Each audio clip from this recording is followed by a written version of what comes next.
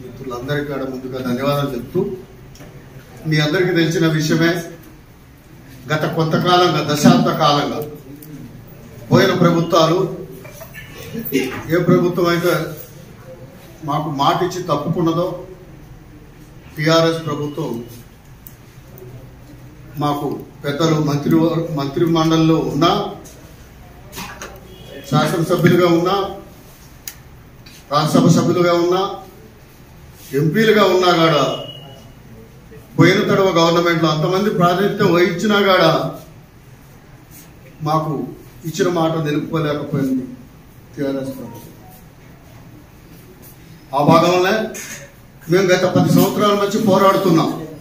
అయ్యా మాకు ఏరే వృత్తి అనేది ఏమీ లేదు, మాకు కుల వృత్తే ఒక వ్యవసాయ వృత్తి కాబట్టి మాకు అన్ని కమ్యూనిటీలకు మీరు ఏదో రూపంలో సాయం చేస్తున్నారు.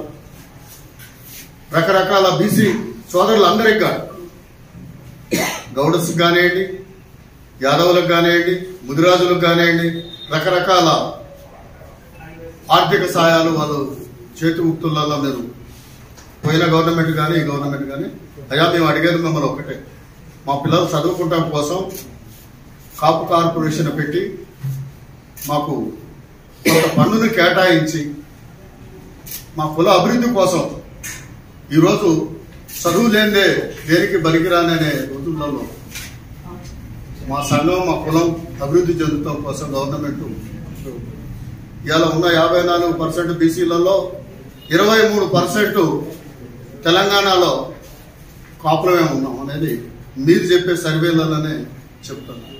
ఇంత పెద్ద కమ్యూనిటీని మీరు ఓల్డ్ చేసుకోవాల్సిన అవసరం ఉన్నది.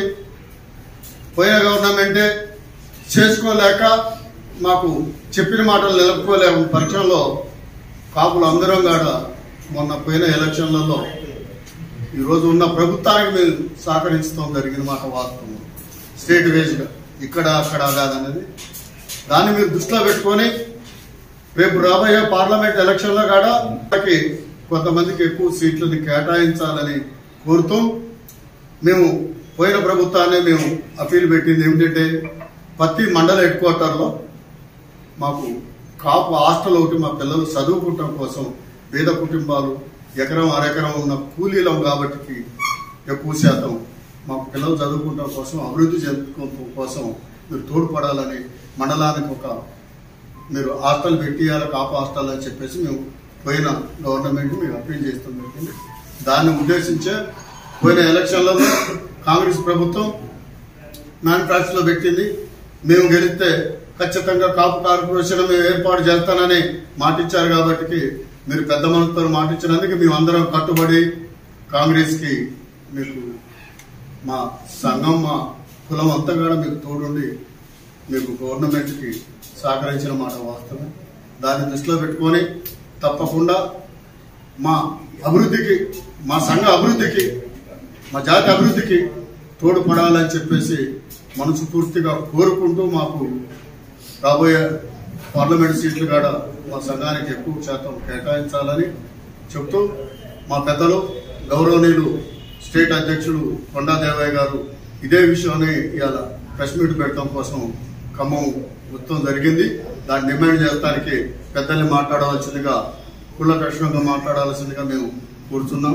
తెలంగాణ రాష్ట్ర మున్నూరు కాపు కుల బాంధవులందరికీ, ఉమ్మడి ఖమ్మం జిల్లా మున్నూరు కాపు కుల బాంధవులందరికీ నా హృదయపూర్వక నమస్కారాలు తెలియజేస్తున్నాను.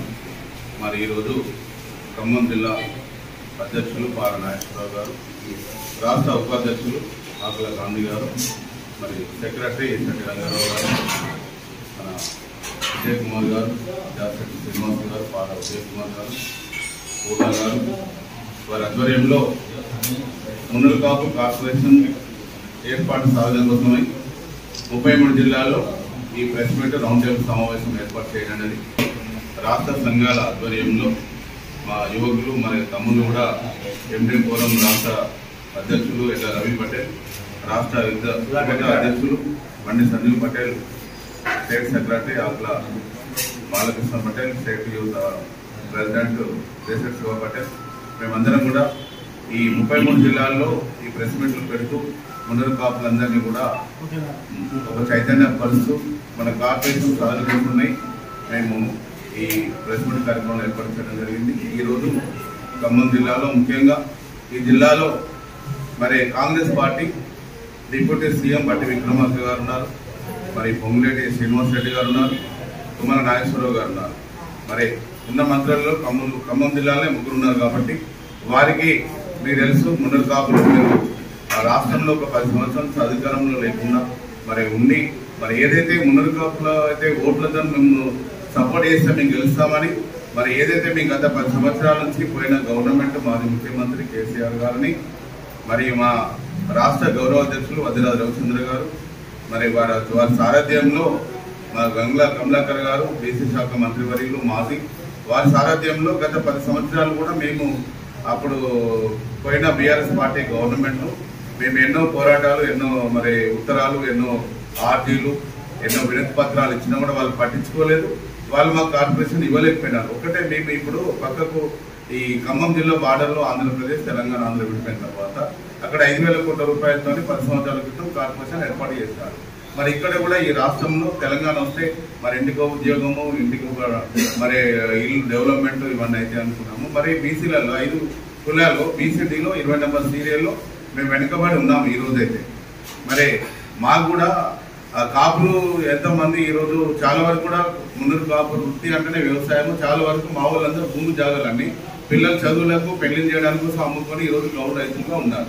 మరి మాకు కూడా బీసీలలో 5 కులాలకు పథకాలు మరి యాదవులకు, పద్మశాలకు, గౌడ్స్కు, గంగపుత్రులకు, నందరాజులకు వీళ్ళందరూ కూడా ఎన్నో వేల కోట్ల రూపాయలు ప్రతి ఎవ్రీ ఇయర్ పోయిన గవర్నమెంట్ ఇచ్చింది.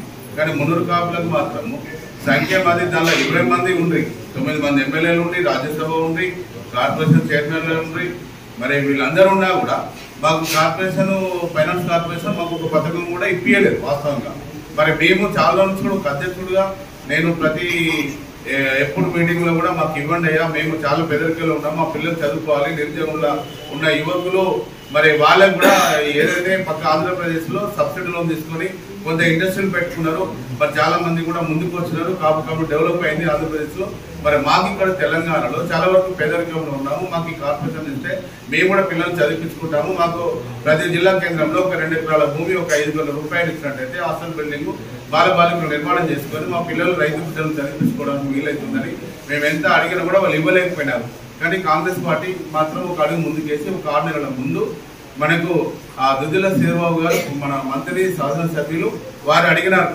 వాళ్ళ అధ్యక్షుడు మరి వాళ్ళ కమ్యూనిటీ దీర్ఘకాలికంగా మనకు వాళ్ళ కార్పొరేషన్ కోసం అడుగుతున్నారు, ఎక్కువ సంఖ్యలో ఉన్నారు, వాళ్ళ కార్పొరేషన్ ఇవ్వండి, నిధులు ఇవ్వండి, వాళ్ళ పిల్లలు బిల్డింగ్స్, హాస్టల్ బిల్డింగ్స్ కట్టుకోవడం